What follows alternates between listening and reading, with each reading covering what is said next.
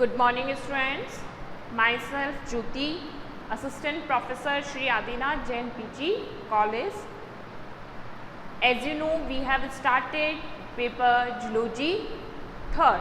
कौन सा पेपर है हमारा? जूलॉजी का थर्ड पेपर हमने स्टार्ट किया है और इस पेपर का नाम क्या है? परिवर्धन जैविकी। इससे पहले वाली जो हमारी क्लासेस थी उनमें हमने हमारा फर्स्ट जो चैप्टर था फर्स्ट यूनिट का वो हमने पढ़ा था। उसमें भ्रूणीय परिवर्धन या हम कह सकते हैं जो एम्ब्रियोनिक होता है, यानी कि जो भ्रूण होता है उसका हिस्ट्री और उसके क्या पढ़ी थी? जनरल नॉलेज, यानी कि उसके बारे में जनरल जो चीज़ें होती हैं भ्रूण के बारे में वो हमने पढ़ा था भ्रूणीय परिवर्धन के लिए, कि कौन कौन से मत दिए गए थे और जो पूरा भ्रूणीय परिवर्धन होता है उसमें क्या क्या पद चलते हैं।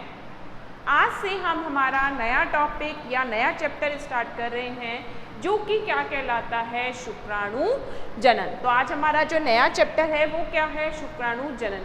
एक्चुअल टीम में हमारा जो सिलेबस स्टार्ट हो रहा है वो यहाँ से है। जो हमारा फर्स्ट चैप्टर है उसमें से कुछ क्वेश्चंस लॉन्ग भी आ सकते हैं, अदरवाइज शॉर्ट क्वेश्चंस वहाँ से आते हैं। ठीक है, तो इस यूनिट की जब हम बात करें सबसे पहले किसकी बात करी है? शुक्राणु जनन की। तो क्या होता है शुक्राणु जनन? तो हमने पहले देखा था भ्रूणीय या हम कहें जिनमें क्या पाया जाता है? लैंगिक जनन। तो उन लैंगिक जनन पाए जाने वाले जीवों में प्रथम जो अवस्था होती है, प्रथम अवस्था क्या कहलाती है?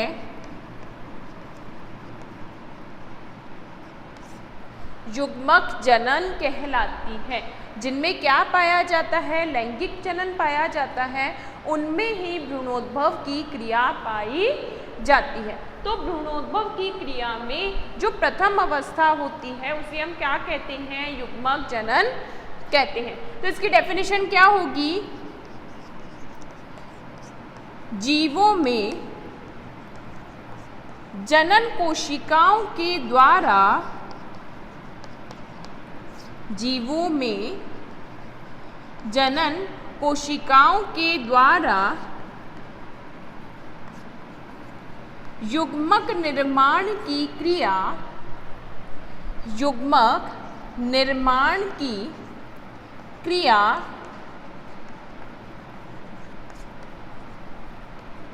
युग्मक जनन कहलाती है।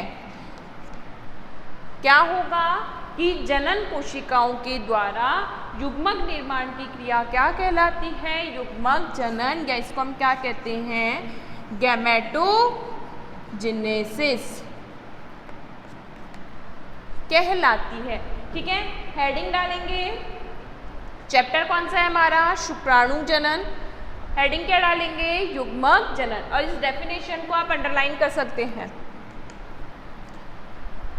ठीक है, लिखेंगे इसमें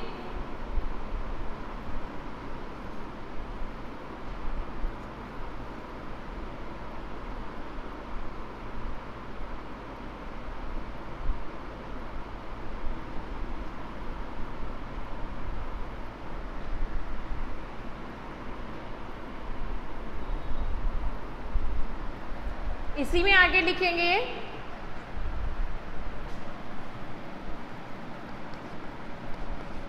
जीवों में युग्मक का निर्माण जनन या क्या कहते हैं इनको? जनन अंग, गॉनेड्स में होता है। जीवों में युग्मक निर्माण जनन या जननांग गॉनेड्स में होता है तथा वे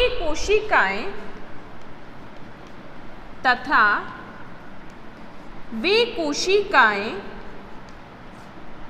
जो कि युग्मकों का निर्माण करती हैं, वे कोशिकाएं जो कि युग्मकों का निर्माण करती हैं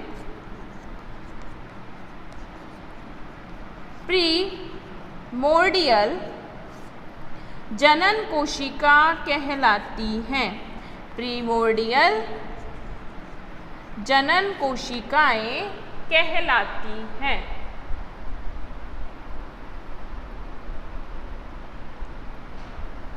प्रीमोर्डियल जनन कोशिकाएं कहलाती हैं जिनका विकास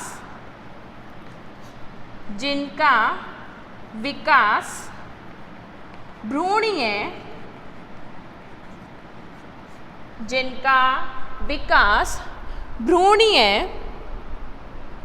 एंडोडर्म से होता है। भ्रूणीय एंडोडर्म से होता है।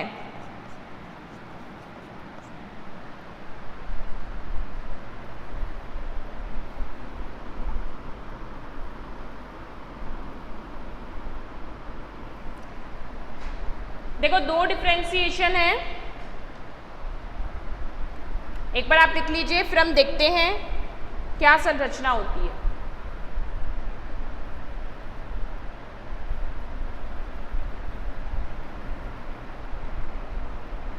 नोट डाउन किया?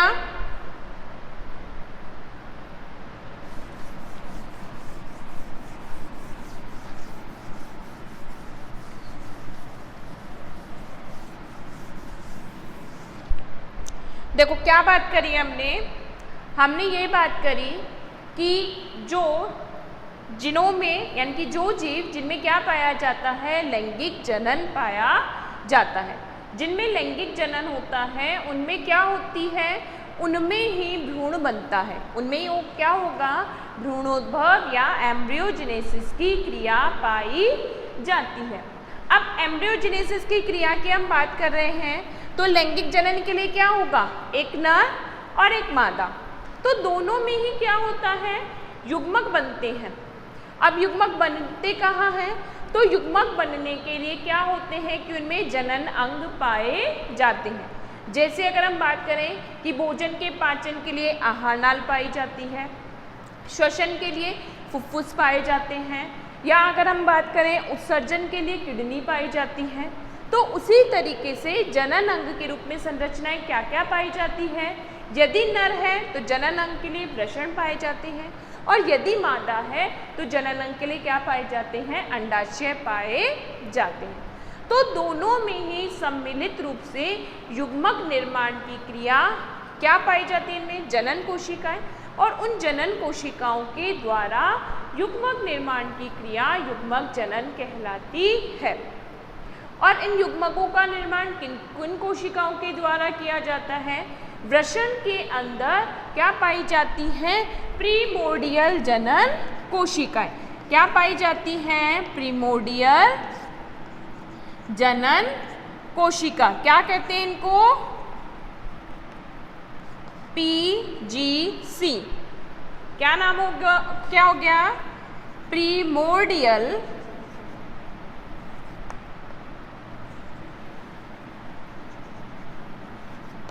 गोनोइडियल, प्रीमोर्डियल, या इसको हम क्या कह सकते हैं, गोनोइडियल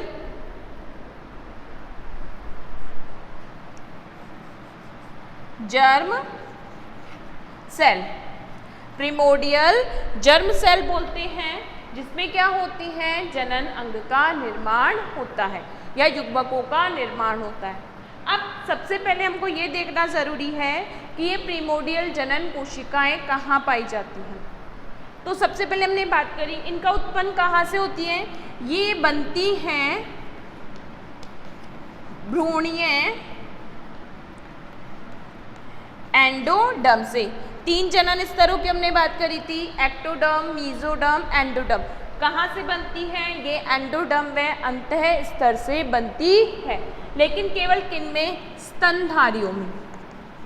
केवल स्तनधारी जीवों में जो PGC कोशिका है वो कहाँ से बनती है, एंडोडर्म से बनती है, जबकि अन्य जीवों में ये किससे बनती है, मीजोडर्म से बनती है। अन्य जीवों में किनसे बनती है, ये मीजोडर्म से बनती है।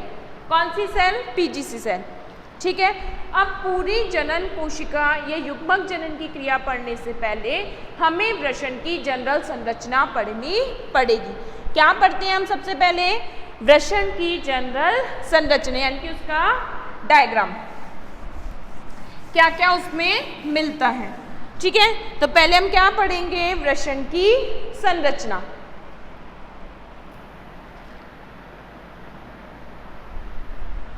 देखो ये क्या डायग्राम है? वृषण का, यानी कि जो वृषण है उसका सेक्शन कटिंग है, टीएस है उसका। अब देखो वृषण की अगर जब हम संरचना देख रहे हैं, अब हम क्या बात करें? नर में जनन अंग के रूप में, नर में जनन अंग के रूप में वृषण पाए जाते हैं। क्या पाए जा रहे हैं? वृषण पाए जाते। क्या मिलती है? टेस्टिस मिल रही है। सबसे पहले जब हम वृषण की संरचना की बात करते हैं तो हर कोई अंग, चाहे कोई सा भी अंग हो, उसमें सबसे पहले बाह्य जो परत पाई जाती है वो किसकी पाई जा रही है? सिरोसा की। कौन सी परत पाई जाती है? सिरोसा परत पाई जाती है।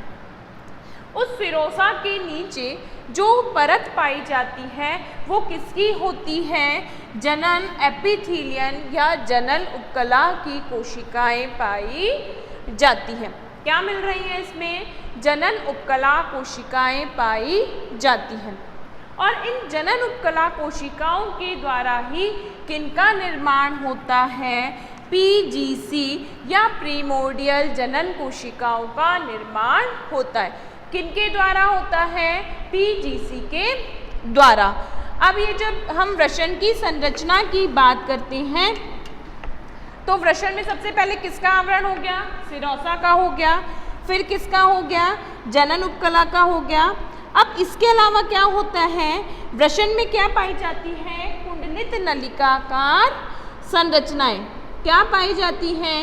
कुंडलित नलिकाकार संरचनाएं पाई जाती हैं। कैसी होती हैं?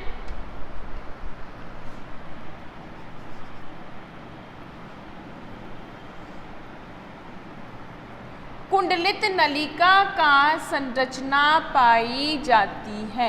ये कुंडलित नलिका का संरचना क्या कहलाती है? रेता नलिका। क्या कहला रही है? रेता नलिका, या इन्हीं को हम क्या कहते हैं? सोमेनिफेरस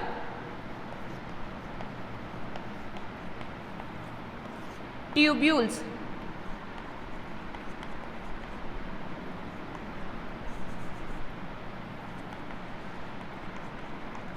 क्या कहला रही है? सोमेनिफेरस ट्यूब्यूल्स या रेता नलिकाएं कहलाती हैं। वृषण के अंदर क्या पाई जाती हैं? कुंडलित नलिका का संरचना पाई जाती है, जिन्हें हम क्या कहते हैं? रेता नलिका या सोमेनिफेरस ट्यूब्यूल्स कहते हैं। ये जो रेता नलिकाएं होती हैं ये वृषण की संरचनात्मक व क्रियात्मक इकाई के रूप में कार्य करती है। यानी कि इसकी फंक्शनल जो यूनिट होती है वृषण की वो क्या कहलाती हैं? रेता नलिकाएं कहलाती हैं। और ये जो रेतिक नलिकाएं होती हैं इन पर क्या होता है? जनन उपकला का स्तर पाया जाता है। यानी कि इनके ऊपर क्या मिलेगा? जनन उपकला, जो जनरल एपिथेलियम होता है इसका स्तर पाया जाता है। अब इसके साथ साथ क्या होती है? ये संयोजी ऊतक से आपस में बड़ी हुई होती हैं। फिर यहाँ संयोजी ऊतक के बीच बीच में क्या पाई जाती हैं? सर्टोली कोशिकाएं पाई जाती हैं। कौन सी हैं यहाँ पे सर्टोली कोशिकाएं? तो यहाँ पर ये जो कोशिकाएं हैं ये क्या हैं? सर्टोली सेल, सर्टोली कोशिका। ये कोशिका क्या करती है? ये कोशिका जब वृषण शुक्राणु बनते हैं तो उन शुक्राणु को पोषण प्रदान करने वाली जो कोशिका है वो कौन सी कोशिका होती है? सर्टोली कोशिका होती है। तो एक तरीके से इनको क्या कहते हैं? नर्स सेल भी कहा जाता है।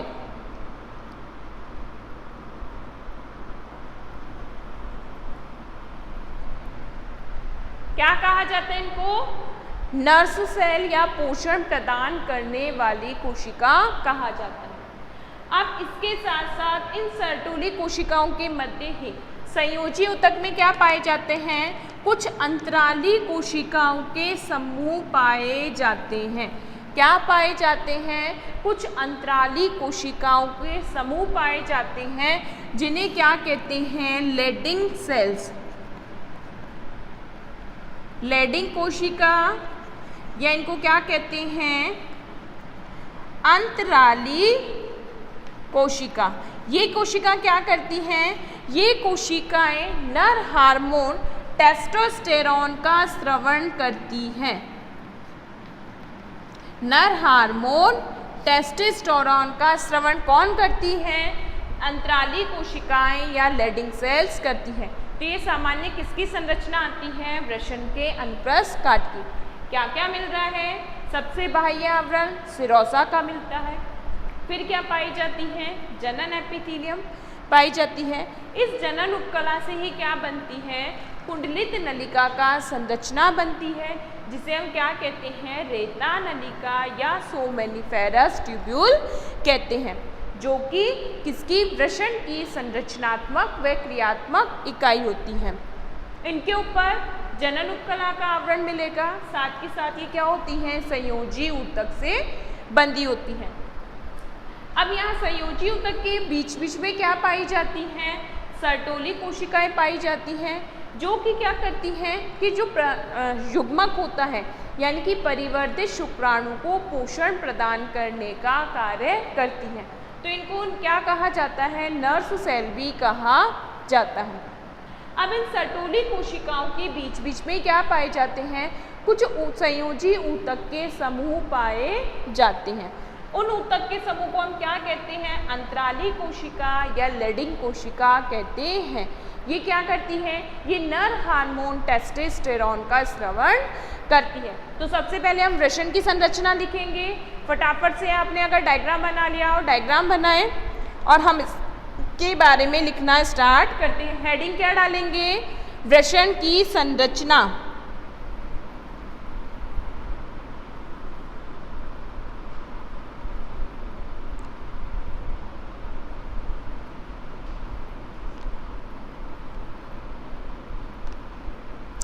लिखेंगे इसमें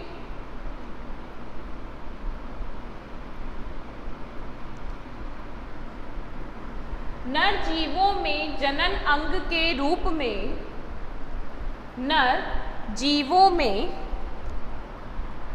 जनन अंग के रूप में वृषण पाए जाते हैं। जनन अंग के रूप में वृषण पाए जाते हैं। वृषण मुख्य रूप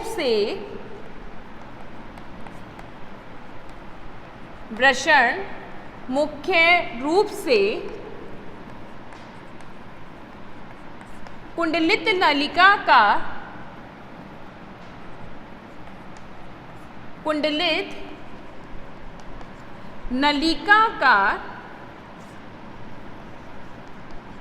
संरचना के बने होते हैं। कुंडलित नलिकाकार संरचना के बने होते हैं, जिन्हें रेता नलिकाएं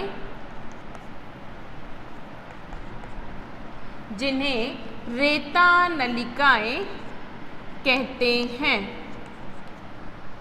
रेता नलिका या सोमेनिफेरस ट्यूब्यूल कहते हैं। ये रेता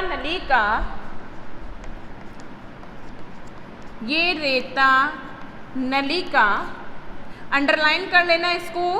वृषण की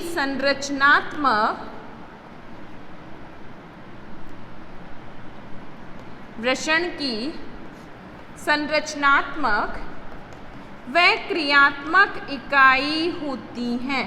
वृषण की संरचनात्मक व क्रियात्मक इकाई होती हैं। क्या है इसकी स्ट्रक्चर? फंक्शनल यूनिट होती है ये।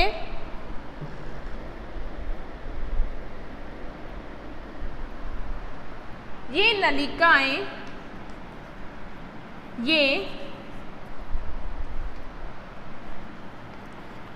नलिकाएं संयोजी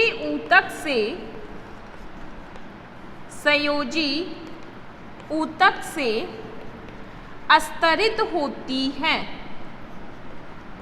संयोजी ऊतक से अस्तरित होती हैं।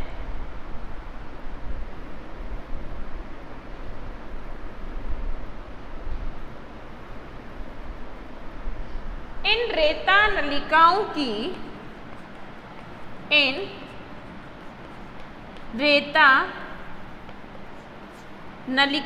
की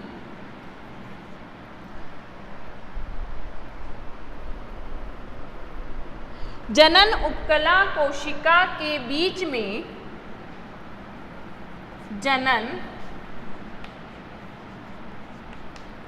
उपकला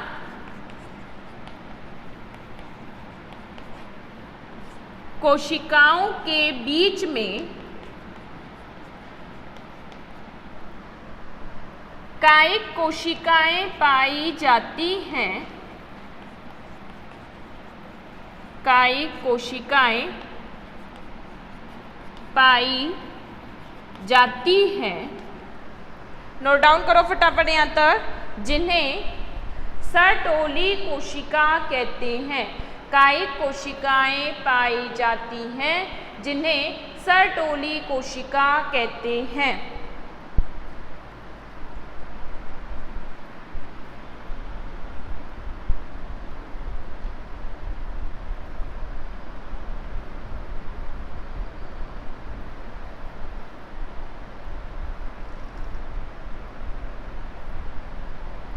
नोट डाउन किया?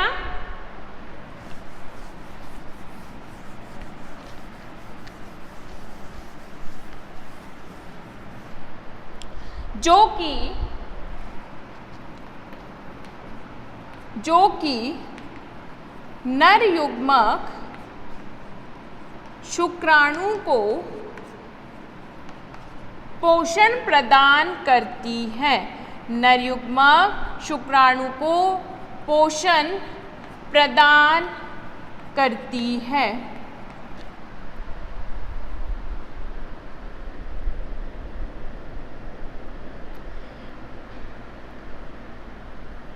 इन रेता नलिकाओं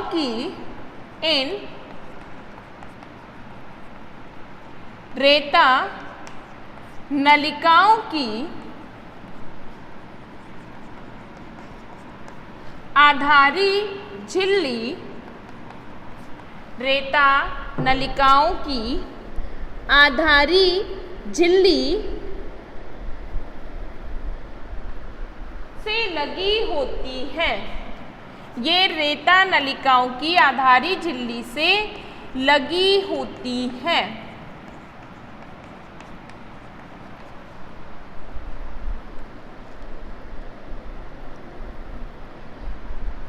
रेता नलिकाओं के मध्य में ही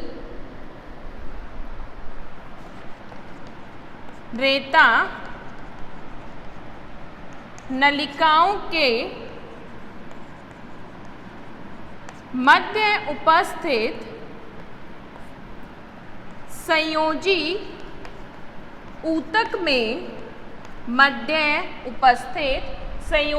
ऊतक में अंतराली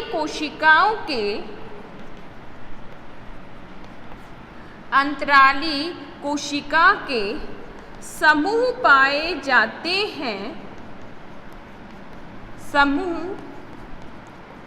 जाते हैं, जिन्हें लैडिंग कोशिका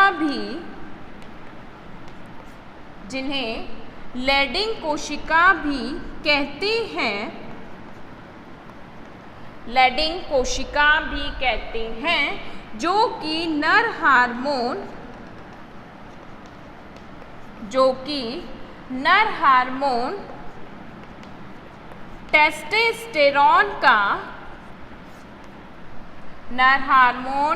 टेस्टोस्टेरोन का स्रवण करती हैं। टेस्टोस्टेरोन का स्रवण करती हैं।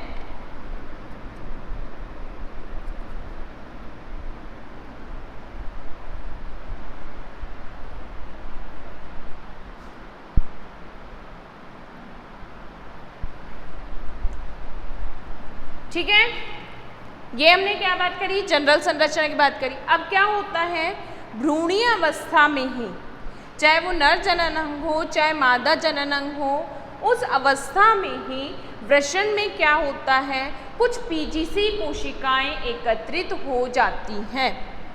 ठीक है, क्या होता है, जब भ्रूणीय अवस्था ही होती है, भ्रूणीय अवस्था में जब जनन अंग बनने लगते हैं तो उस अवस्था में ही भ्रूण के जो एंडोडर्म क्षेत्र होता है, उस एंडोडर्म क्षेत्र से वृषण की जो जनन उपकला कोशिका है, जर्मिनल जो एपिथेलियम कोशिका है, इसमें क्या पाई जाती है, कुंडलित नलिका का संरचना, रेता नलिकाएं। तो यहाँ पर क्या एकत्रित हो जाती है, कुछ पीजीसी कोशिकाएं एकत्रित हो जाती हैं। कब बन जाती है, भ्रूणीय अवस्था में ही। लेकिन ये क्रियाशील कब होती हैं, ये कोशिकाएं क्रियाशील होती है लैंगिक जनन में परिपक्वता आने पर। कब क्रियाशील होंगी, जब जीव लैंगिक रूप से परिपक्व होता है तो इन पीजीसी कोशिकाओं से किनका निर्माण प्रारंभ होता है, नर युग्मक का निर्माण प्रारंभ होता है। कैसे होता है कि पीजीसी कोशिकाओं से सबसे पहले क्या बनती है, स्पर्मेटोगोनिया बनती है। अभी हम स्टेप टू स्टेप देखेंगे क्या बनती है। ये जनन उपकला कोशिका है, इससे क्या बनती है, पीजीसी कोशिका, प्रीमोडियल जनन कोशिका बनती है। बन कब जाती है, जनन अवस्था में, या हम कह सकते हैं भ्रूणीय अवस्था में ही वृषण में क्या हो जाती है, रह जाती है। जब द्वितीयक लैंगिक लक्षण आते हैं, यानी कि जब भ्रूण जो जीव है वो क्या होता है, लैंगिक रूप से परिपक्व होता है, तो उस अवस्था में ये पीजीसी कोशिका सबसे पहले क्या बनाती है, स्पर्मेटोगोनिया। फिर स्पर्मेटोगोनिया से क्या बनाती है, प्राथमिक शुक्राणु मात्र कोशिका बनाती है। प्राथमिक जो शुक्राणु मात्र कोशिका है, इसमें विभाजन से द्वितीयक शुक्राणु मात्र कोशिका बनती है।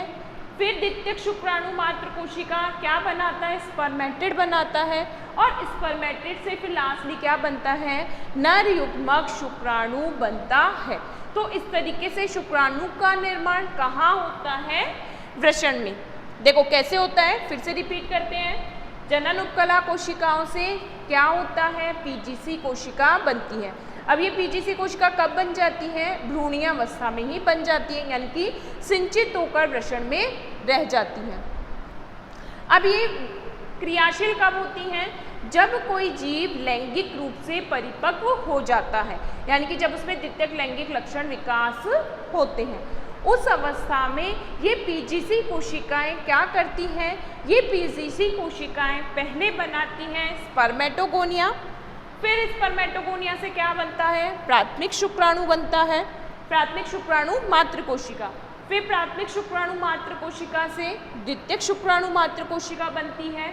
फिर क्या बनता है, द्वितीयक शुक्राणु मात्र कोशिका से स्पर्मेटिड बनता है, और स्पर्मेटिड से लास्ट संरचना क्या बनती है, शुक्राणु बनती है। अब ये शुक्राणु कहाँ बन रहा है, ये वृषण के अंदर बन रहा है। तो कहाँ निर्मित होता है, नर युग्मक वृषण के अंदर निर्मित होता है। समझ में आया। अब लिखेंगे शुक्राणु जनन, हेडिंग डालेंगे शुक्राणु जनन। लिखिए हेडिंग क्या डालेंगे अब हम, शुक्राणु जनन।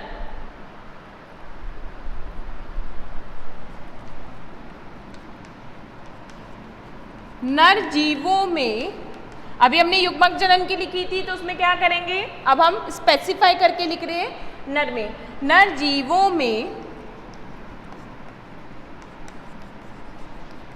जनन कोशिकाओं द्वारा नर युग्मक निर्माण की क्रिया नर युग्मक निर्माण की क्रिया शुक्राणु जनन कहलाती है। शुक्राणु जनन कहलाती है। इस नर युग्मक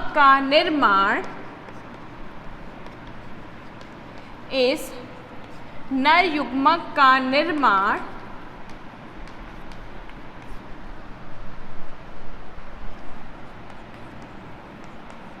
प्रीमोडियल जनन कोशिका से होता है। प्रीमोडियल जनन कोशिका से होता है तथा नर युग्मक